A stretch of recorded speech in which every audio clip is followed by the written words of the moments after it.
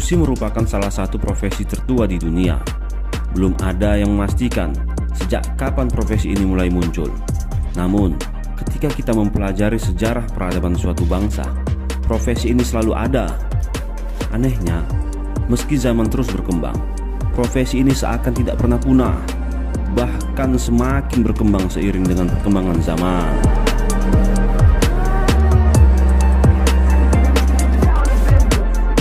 Di Indonesia, pada masa kolonialisme, prostitusi menemukan model lain di dalam sistem pergundikan. Pergundikan sendiri merupakan praktek yang umum pada zaman kolonial. Hubungan ini terjadi antara tuan tanah dengan perempuan pribumi yang menjadi bawahannya.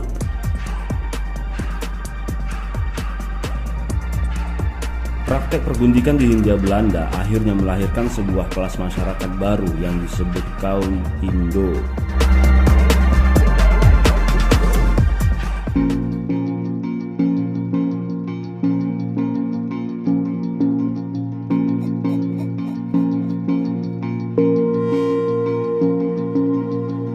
Nah, di video ini kita akan membahas tentang kisah pergundikan di perkebunan Sumatera Timur pada abad ke-19.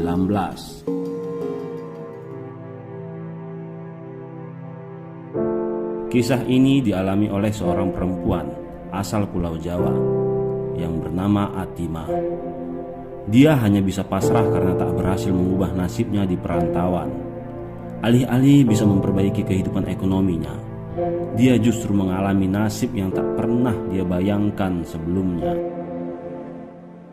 Semua itu bermula di perkebunan Deli, tempat dia bekerja menjadi buruh. Pada abad ke-19, buruh-buruh perempuan pribumi direkrut dalam skala besar. Di satu sisi, perekrutan itu untuk memenuhi kebutuhan tenaga kerja. Di sisi lain, merupakan siasat para direksi perkebunan untuk memenuhi kebutuhan sosial dan seksual para pekerja perkebunan yang masih lajang.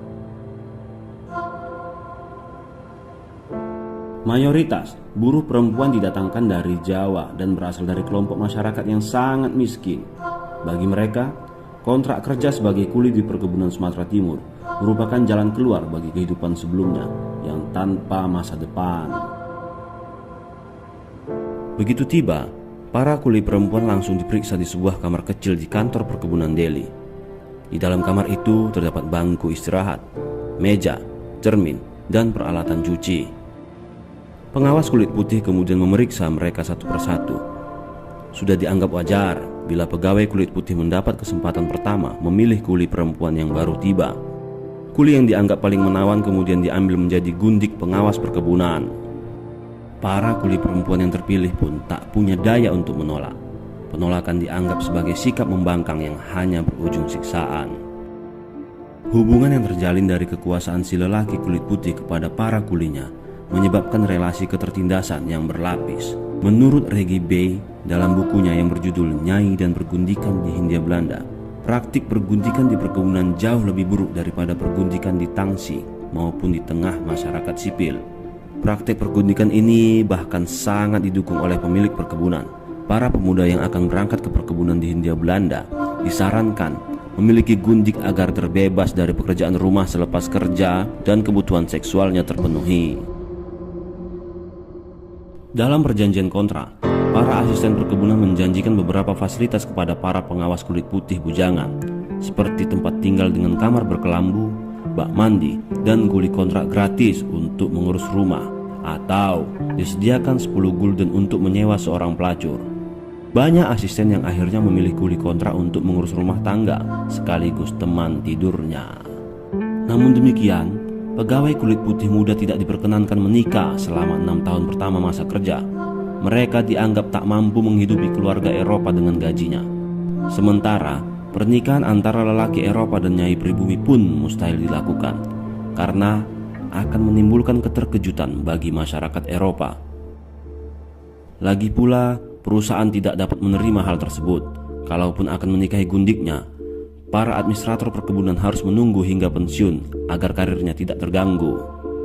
Para kuli perempuan yang diambil jadi gundik pun terbebas dari status kuli kontrak berdasarkan aturan yang keluar pada awal abad ke-20.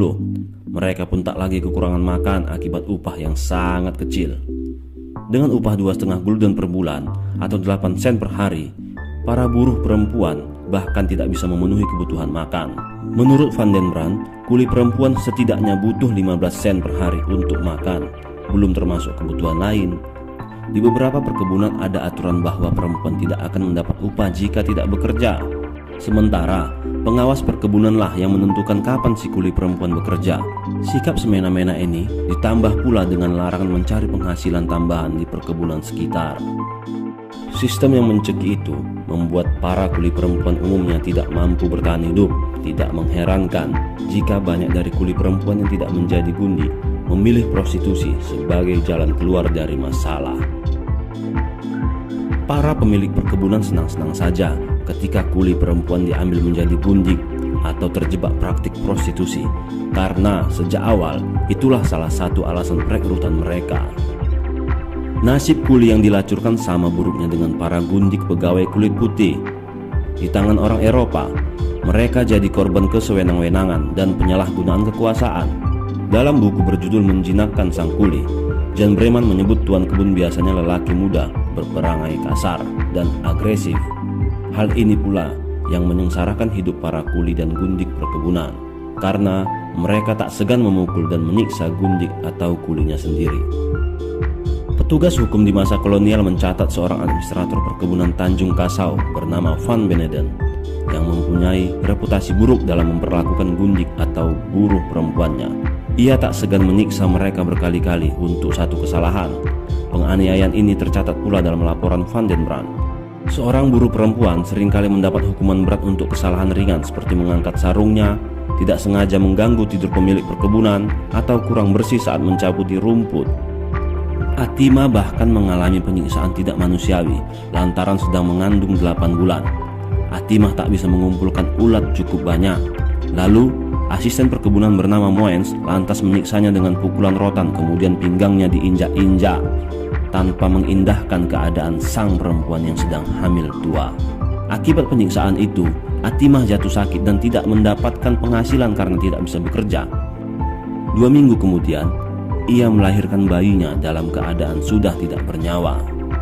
Menjadi nyai tak lantas bebas dari penganiayaan. Dalam penelitian tentang penyelewengan yang terjadi di Delhi, Remrev mencatat bahwa seorang gundik bernama Karimah dikurung berminggu-minggu di dalam kamar oleh tuannya dan dipukuli hingga berdarah. Buruh lain disiksa karena menolak pinangan pegawai kulit putih untuk jadi nyainya. Kedudukan inferior para buruh perempuan dan rasisme menjadi faktor tingginya kesewenang-wenangan dan buruknya nasib mereka. Ya, begitulah nasib malang dari gundik di perkebunan Sumatera Timur. Mudah-mudahan hal demikian tak terjadi lagi di kemudian hari.